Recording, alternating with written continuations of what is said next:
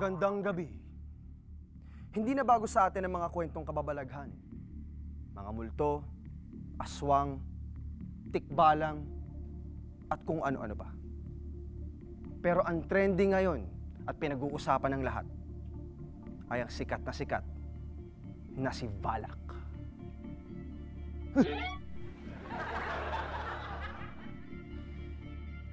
At naniniwala tayo sa kasabihan na kapag may Valak, may prank.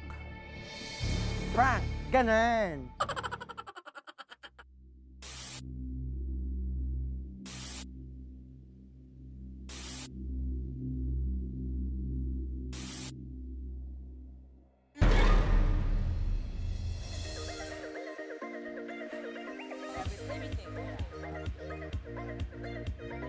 Are you gonna come in after 2 minutes?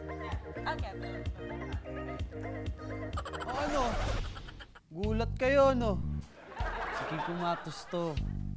Ako yung nakalaban ni Baron Geisler. I'm really happy that I'm part of this show. I love cooking. I've had my few segments of doing cooking show. It was so much fun. Ang gusto ko sa mga lalaki. Uy! Nawala yung ilaw! Afterwards, there's lots of comedy, fun talking, chit-chat, lots of games, lots of sexy dancing, because I love dancing. Dahil may kama tayo, gagamitin natin tong kamang to. At magre-relax muna tayo. Mahaba yung pasensya. Tsaka,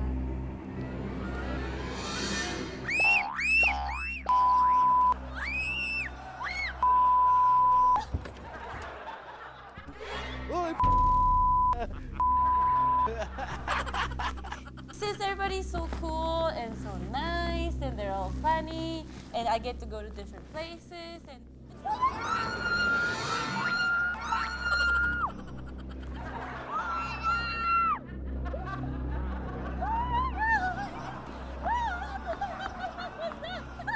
I'm gonna have a nightmare. Nakakatakot ko. Ang galing nyo! Ang galing nyo!